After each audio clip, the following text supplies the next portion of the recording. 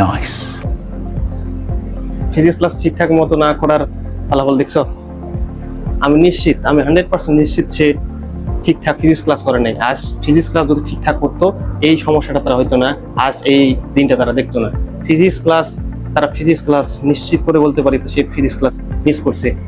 কিন্তু আমরা তো এই ভুল করবো না, আমরা ফিজিক্স ক্লাস মিস দেবো না। তো দেখি এখানে আসলে কি সমস্যা হয়েছিল।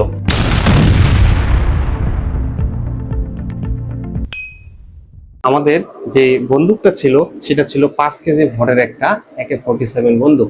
5 কেজি ভর, এর ভর হইলো 5 কেজি। এটা হলো আমাদের AK-47। ওকে, এই বন্দুক থেকে 100 গ্রাম ভরের একটা গুলি, 100 গ্রাম, এই যে একটা গুলি দেখা যাচ্ছে, এর ভর হইলো মাত্র 100 গ্রাম।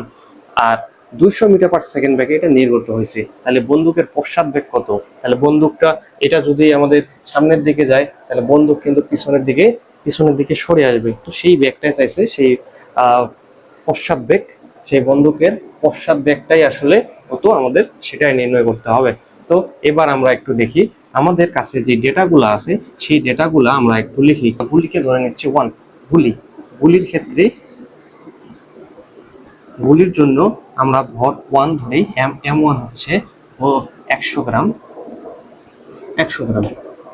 এটাকে কেজিতে কনভার্ট করলে হবে 0.1 কেজি। বন্দুকে গুলির যে আগের বেগ সেটা হচ্ছে 0, কারণ দুইটাই ছিল স্থির। আর এটার শেষ বেগ হয়েছে 200 মিটার পার সেকেন্ড। বন্দুকের জন্য আমাদের যে M2 সেটা হচ্ছে মূলত 5 কেজি। বেগ যেটা সেটা ছিল 0 মিটার পার সেকেন্ড, কারণ দুইটাই সে আগে স্থির ছিল। এবং V2টা সেই V2টাই মূলত আমাদের লাগবে, এটাই আমাদের বের করতে হবে। তাইলে আমরা একটু এখানে দেখি আসলে কি করা যায়। ভরবেগের সংরক্ষণ সূত্র অনুসারে আমরা জানি M1U1 plus M2U2 equal M1V1 plus M2V2। এর মানে হচ্ছে কোনো একটা ঘটনা, সংঘর্ষ বা ওই বন্দুক ফুটার আগে, গুলি ছোড়ার আগের মুহূর্ত এবং পরের মুহূর্ত দুইটারই মোট ভরবেগ কি হয়? ভরবেগ সংরক্ষিত হয়। M1 এর মান হচ্ছে আমাদের 0.1 কেজি ইন্টু U1 হচ্ছে 0, এটা হইল আমাদের প্লাস M2 এর মান হইল 5 এবং U2 এর মান হইল 0, এটাও 0, ইকুয়াল হচ্ছে M1 এর মান 0.1 আর V1 এর মান হইল 200, এটা একটা। এবং M2 এর মান কত? M2 হলো 5 কেজি এবং 5 কেজির সাথে আমাদের V2 এর মান লাগবে। তাহলে V2 করতে V2, তাহলে আমরা জানি এটা 0 প্লাস এটাও 0, এটাও 0, 0 করলে 0 ইকুয়াল 0.1 ইন্টু 220 প্লাস 5টা V2 বা 5টা V2 ইকুয়াল 20 ইকুয়াল মাইনাস 20 বা শুধু V2 হচ্ছে -20 ভাগ হইল 5 ইকুয়াল হইল -4। V2 equal -4। অতএব পশ্চাৎ বেগ হবে -4 মিটার পার সেকেন্ড। এখানে মাইনাস দ্বারা বোঝায় দিক, এই মাইনাসটা হলো দিক বোঝায়, অর্থাৎ এটা পিছনের দিকে সরে আসবে। গুলিটা যেদিকে যাচ্ছিল বন্দুকটা আসবে তার বিপরীত দিকে। গুলিটা যদি এদিকে যায় বন্দুক আসবে তার পিছনের দিকে 4 মিটার পার সেকেন্ড, প্রতি সেকেন্ডে 4 মিটার পার সেকেন্ড এত বেগে আসবে। সেক্ষেত্রে যে ধাক্কাটা দিবে সেই ধাক্কাটাই হচ্ছে সেই দুর্ঘটনার মূল কারণ। সে যদি এটা জানতো যে আসলে কত বেগে দিবে তাহলে এই দুর্ঘটনাটা ঘটতো না। ওকে, তাহলে আমরা কিন্তু বুঝে গেলাম সুন্দরভাবে। এটা কি খুব কঠিন মনে হচ্ছে? যদি খুব কঠিন মনে হয় তাহলে আরো সহজ করে দিচ্ছি। আমরা এগুলা কিচ্ছু লিখবো না, দেখি কি করা যায়, এটাকে আরো কিভাবে সহজ করা যায়।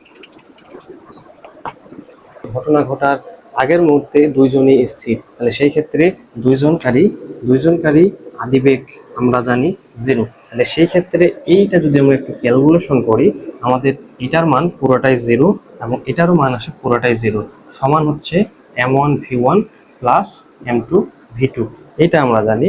তাহলে আমরা লিখতে পারি m1 v1 plus m2 v2 m2 v2 equal 0 বা m1 v1 equal minus m2 v2। তাহলে আমরা এখানে একটা সমীকরণ পাইলাম, যে m1 v1 equal m2 v2। এই যে পুরা ক্যালকুলেশন করার পর এতটুকু জানলাম, আমরা যদি সরাসরি এইটা ব্যবহার করি যে আমরা জানি m1 v1 সমান m2 v2, তাহলেও কিন্তু সমস্যার সমাধান হয়ে যাবে। তাহলে আমরা এত কিছু না লিখে আমরা লিখব যে আমরা জানি m1 v1 equal minus m2 v2। তাহলে আমাদের কি লাগবে? আমাদের লাগবে v2 সরাসরি। তাহলে আমাদের হচ্ছে v2 ইকুয়াল হচ্ছে m1 v1 ভাগ হলো মাইনাস m2। তাহলে আমরা সরাসরি যদি মান বের করি, m1 এর মান হলো 0.1 ইন্টু v1 এর মান হচ্ছে 200 ভাগ হচ্ছে m2 হলো 5। এর মানে হচ্ছে 200 ইন্টু 0.1 মানে হচ্ছে 20 হলো 5। তাহলে আমাদের একটা মাইনাস ছিল, মাইনাসটা মাইনাস অর্থাৎ মাইনাস হয়ে গেল 4।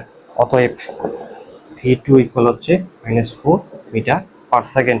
তার পশ্চাৎ বেগ হবে -4। আগের যে নিয়মটা করানো হলো সেই নিয়মে করলেও হবে।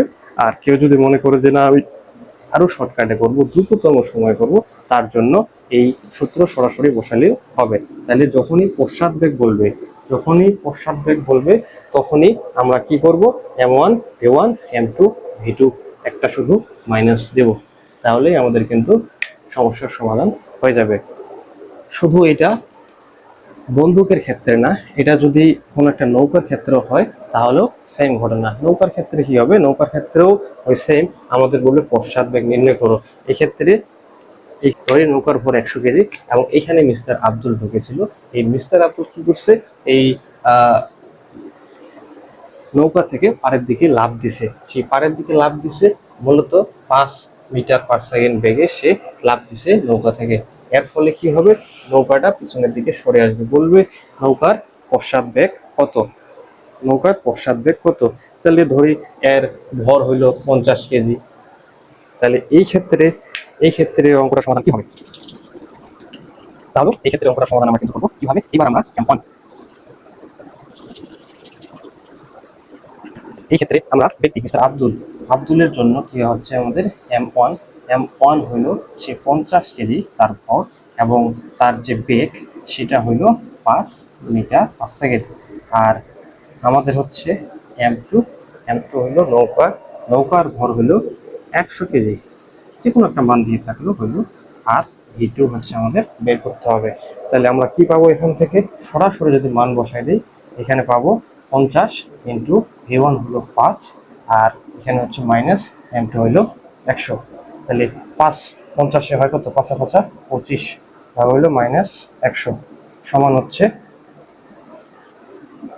2.5 মাইনাস। অতএব v2 ইকুয়াল হচ্ছে -2.5 মিটার পার সেকেন্ড। এটাই হচ্ছে আমাদের উত্তর। আশা করি বুঝতে পারছি।